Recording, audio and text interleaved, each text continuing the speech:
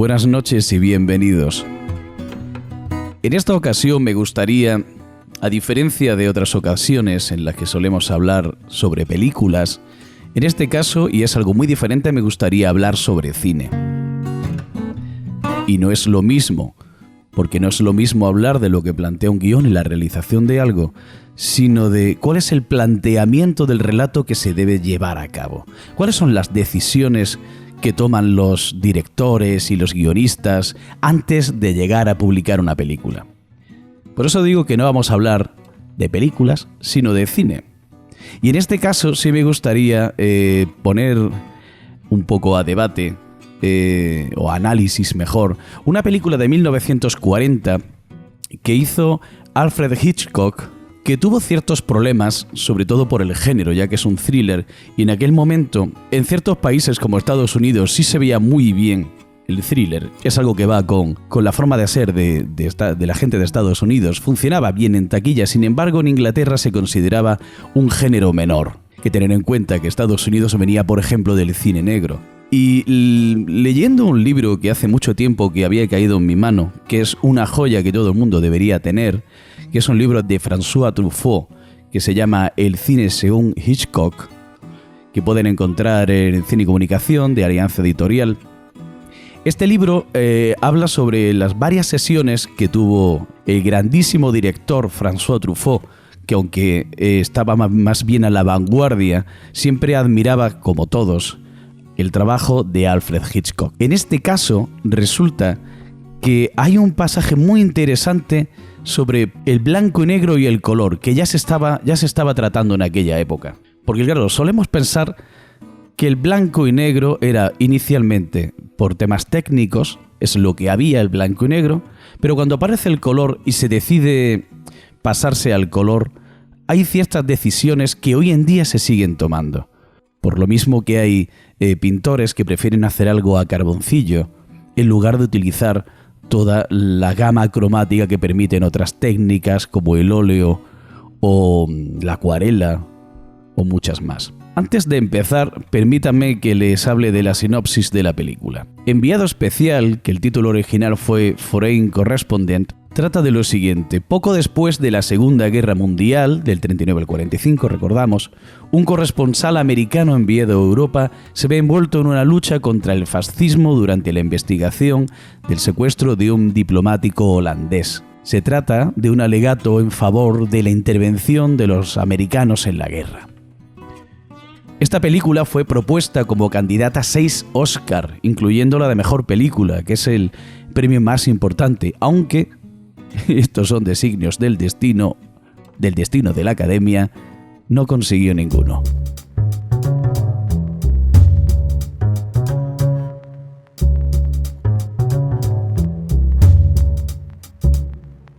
François Truffaut en la entrevista le pregunta, en mitad de una conversación sobre esa película, dice: se ha dicho que el punto de partida para usted fue la escena de los molinos.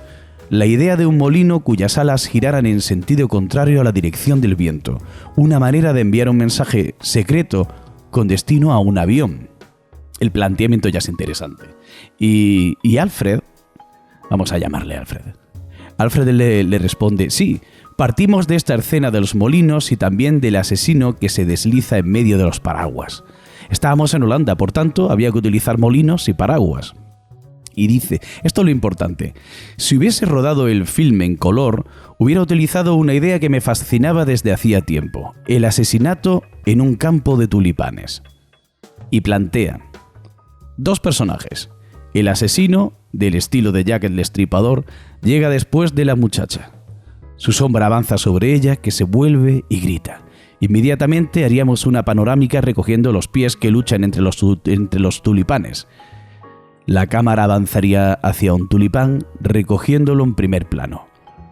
Y continúa oyéndose el ruido de la lucha de fondo sonoro. La cámara avanza hacia un pétalo que llena toda la pantalla y una gota de sangre roja cae sobre el pétalo. Es el final del asesinato. Hay un plano hacia el final de Foreign Correspondent, enviado especial, que ningún técnico se ha preguntado cómo se había rodado. Es cuando el avión cae hacia el mar.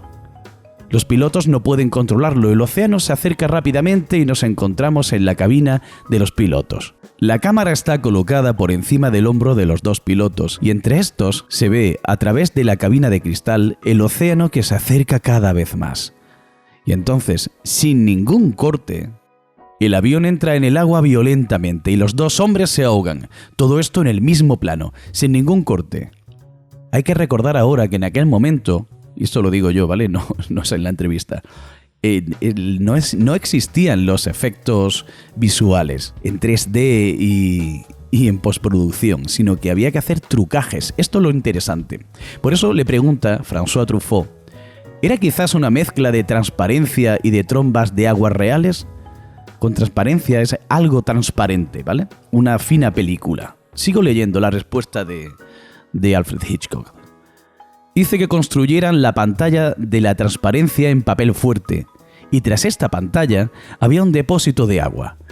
La transparencia desfilaba, el avión caía en picado y cuando en la película el agua se acercaba, apretaba un botón y la pantalla de transparencia se rasgaba bajo la presión del agua.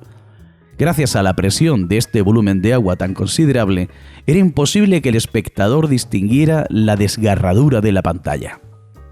Otra cosa que resultó difícil de rodar un poco después era la manera en que el avión se desmembraba antes de desaparecer en el agua.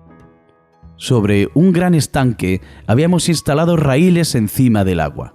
El avión se hallaba montado sobre estos raíles cortados en cierto lugar, con lo cual el ala del avión se deslizaba sobre otro raíl perpendicular, con lo que era muy difícil de realizar, pero muy divertido. Truffaut le dice, era un final excelente.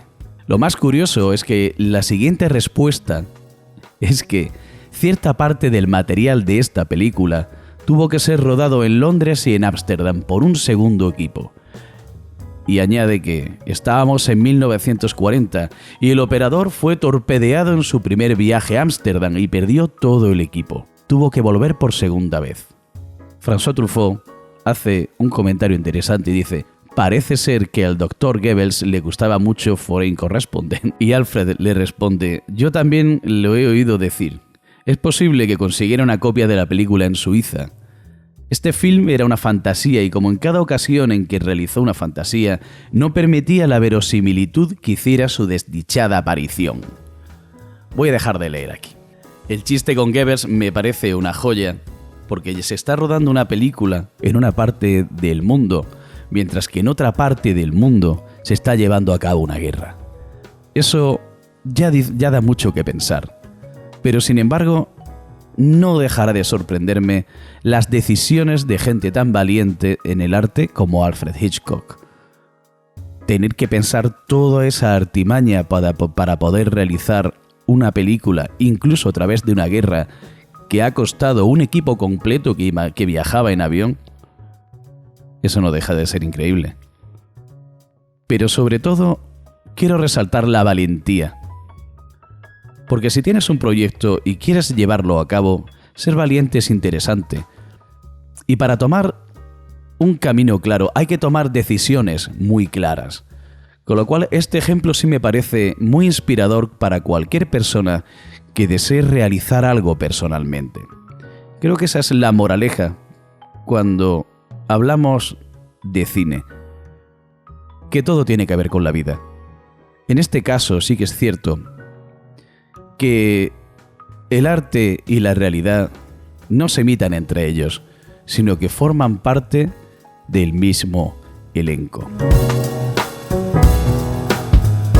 Posiblemente la próxima vez que caiga en tus manos una película antigua en blanco y negro, o en aquellos antiguos color, o las coloreadas, que son muy divertidas de ver, es posible que haya un punto de vista diferente, porque ahora mismo usted con su teléfono podría rodar algo, aunque estéticamente no diese la talla, podría rodar algo, un corto, un largo, un anuncio. Pero por entonces conseguir materiales era muy difícil. Si todas estas personas que en aquel momento tuvieron que enfrentarse a algo y tomar decisiones, pudieron hacerlo y llegaron a hacer grandes obras maestras, ¿por qué no hacerlo nosotros, que tenemos una tecnología bastante más avanzada? Y para eso, aunque eso ya debería dedicarse directamente a otro programa, hablar de François Truffaut, la persona que llegó a la vanguardia no haciendo cosas extrañas o cosas completamente fuera de... no de contexto, ¿cómo lo explico? Del razonamiento visual de todos nosotros, ¿vale? No era tan experimental y sin embargo se considera así porque François Truffaut fue una persona que, aun bebiendo de la cultura del cine de Alfred Hitchcock, fue capaz de enfrentarse a las mismas productoras que le dejaron hacer películas como Los 400 golpes y que tuvo que improvisar y tomar decisiones muy rápido. Pero eso, para entrar en ese detalle, mejor otro día. Hasta el momento, esto ha sido Búnker, sesión de medianoche. Somos nuestras decisiones.